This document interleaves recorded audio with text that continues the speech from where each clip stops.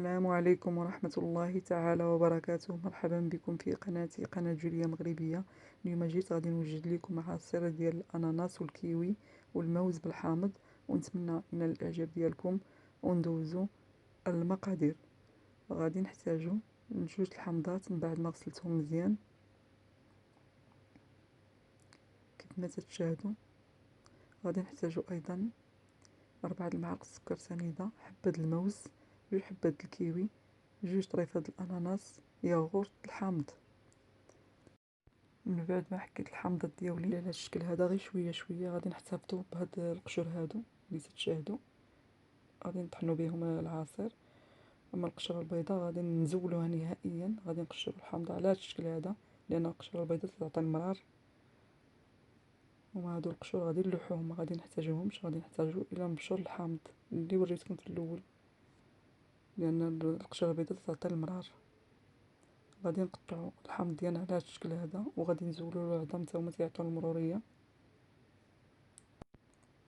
غادي نديرو 4 الكيسان د الماء قياس عنبه في هذا الخلاط الكهربائي، وغادي نديرو الليمون مقطع على هذا الشكل هذا في الخلاط، وغادي نضيفو ليه مبشور الحامض، ونضيفو ايضا 4 المعالق ديال السكر سنيده، وغادي نخلطو العصير ديال الحامض مزيان مزيان حتى يتطحن مزيان كما تتشوفوا. ومن بعد ما طحناه غادي نصفيو في هاد الصفايه هادي، ونصفيو مزيان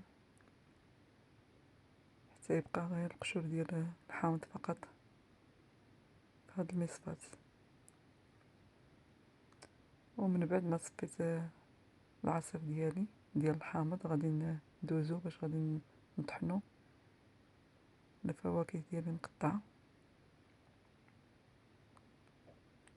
ونضيفو ايضا الياغورت ديال الحامض،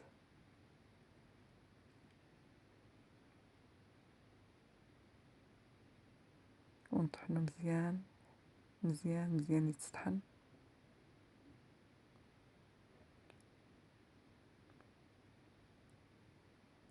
ومن بعد ما طحنت العصير ديالي كما تتشاهدوا فهو تيجي خاتر، ونتمنى ينال الاعجاب ديالكم، تيجي غزال. ولا جربتو اكيد ما غادي تندموش عليه. وكيف ما تبعتوا معايا هذا هو الشكل النهائي ديال العصير ديالي، ونتمنى ينال الاعجاب ديالكم. فهو صحي ومفيد للجسم في هذا الشهر الكريم، ونتمنى ينال الاعجاب ديالكم. تنشكركم بزاف على الدعم ديالكم للقناه ديالنا، ودعمونا وزيدوا دعمونا، وما تنسوناش باللايكات.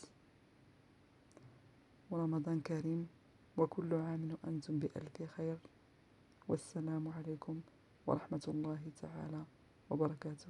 إلى اللقاء.